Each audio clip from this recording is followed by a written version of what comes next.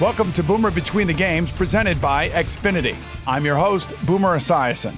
Coming up later on, we're going to take a look at Ben Roethlisberger's phenomenal performance against the Kansas City Chiefs in a bounce-back game, and we're going to look forward to a great Week 5 in the NFL with the certain matchups. But first, let me welcome in this week's guest. He's from Bleacher Report, the CBS Sports Network, a former NFL quarterback himself.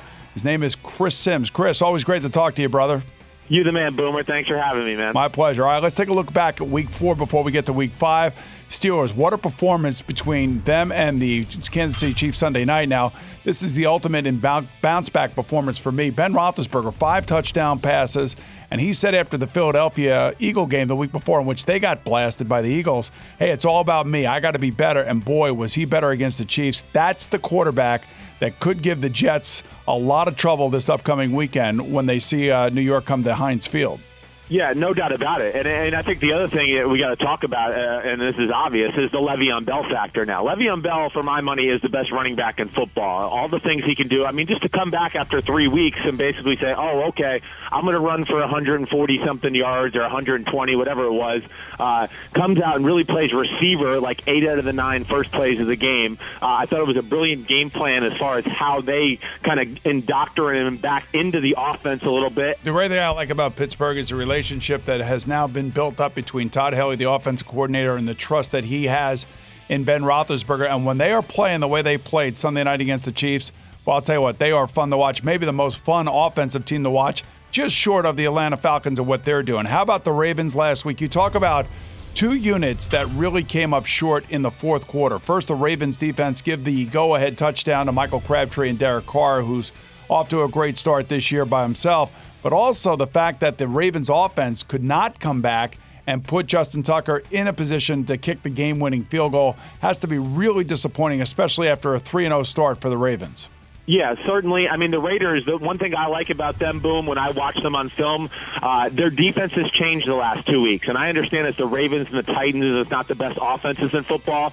But Jack Del Rio, to me, it looks like he's gotten involved in the pass coverage issues they had the first 2 weeks against the Saints and the Falcons. Now, I know those are 2 really good offenses, but it was man-to-man almost every play. The last few weeks, they've gotten more into what I've seen Jack Del Rio do throughout his career, whether he was in Denver or even in Jacksonville before that. I think that's made them a better defense. Time for our Twitter question of the week presented by Xfinity. It's from @Megan_Garcia. Who has been the most underrated quarterback in the NFL this season? #Boomer BTG. And for me, it's 2 quarterbacks in particular, both young guys. Both are hurt right now. One is Jimmy Garoppolo for the New England Patriots, and of course Trevor Siemian for the Denver Broncos. Both teams are, off and flying. 3-1 for the Patriots, 4-0 for the Broncos. Now, both players may not get their jobs back due in large part to injury, but for me, their performances have got to be looked at as out-kicking their coverage, if you will, Garoppolo and Trevor Siemian. How about for you? Yeah, without a doubt, I like both of those picks. I think the first one, and this is not maybe necessarily underrated or whatever, but a guy I do think needs to be talked about more, maybe in the elite status quarterback, those top 5 to 8 quarterback range, Derek Carr. Derek Carr has become, like I said a few minutes ago, one of the best ad-libbers, let's say, in the pocket there is in the game. Just the ability to run and get first downs, make awkward throws from all different positions, and not afraid to push it into some tight windows. I mean, he's one of the biggest playmakers in the game right now. Hey, if you have a question for us, tweet at us with #BoomerBTG, and maybe we'll use your tweet on the show. Now, we're going to look ahead to the matchups in Week 5 here that are pretty big. First and foremost, I think the story of the NFL has to be the return of Tom Brady and Rob Ninkovich to the New England Patriots, one for defense, obviously, and the quarterback for offense. And now Josh McDaniels, their offense coordinator, will have the full complement of the entire playbook as to trying to detail a particular group of players for Jacoby Brissett the last couple of weeks, and even really trying to figure out what Jimmy Garoppolo was really comfortable in running. But now, for me, I think the Patriots are going to be off and running from an offensive standpoint. Tom Brady should be able to put up big numbers against the Cleveland Browns. And I also think that the New England Patriots defense in this game should be able to shut down Cody Kessler, even though the Browns have been really competitive as of late, and you got to give them a lot of credit. The New England Patriots are still the class of the league in my eyes.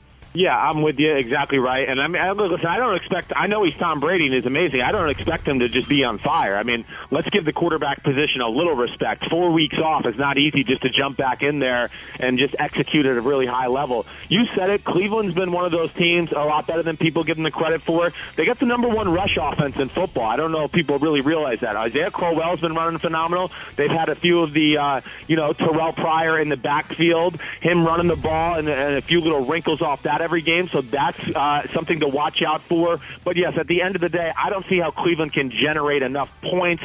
I think Brady and company, even though I love that Ray Orton defense in Cleveland, he's very creative. He's going to throw some things at Brady that he's not going to, that he hasn't seen on film the first 4 weeks. But regardless, it is Tom Brady, and like you said, the array of offense they have in New England is phenomenal. Now the Redskins also travel to Baltimore. This is the Battle of I-95. Of course, the Redskins have righted their season here the last couple of weeks. Kirk Cousins has finally settled down. He's making some big throws. Deshaun Jackson seems to be somewhat happy. Their defense, I'm still kind of questioning as to whether or not they're going to be able to sustain a long season, stopping the opposing team's run. They're a smaller defense. But I have to say that after the initial 2 weeks at home, the Redskins finally come in a little bit more confident. I believe that the Ravens have a chance to win this football game. I'll pick them on Sunday on the NFL Today.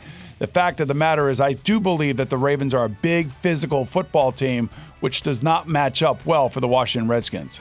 Yeah, I agree with a lot of your points there. No doubt about it. I'm picking the Ravens as well. Yeah, I have no faith in that Washington Redskins defense. They're a little banged up in the secondary. You said it. Their front seven has no size. I went and saw them in training camp. It was the first thing that jumped off to me when I looked at them on the practice field. They just said, man, who's their big people? How are they going to stop the run? How are they going to stop teams like Baltimore and the Dallas Cowboys? I think that'll be an issue all year long. I do think that Baltimore will be able to run the ball on them. And I think Joe Flacco, Mike Wallace, that's a combination that was hot the first few weeks. I know it didn't do much last week, but I do think they'll be able to strike deep a little bit. This is why I love you, Chris. You're always locked and loaded. This is why I appreciate you coming on. I look forward to talking to you in the next couple of weeks.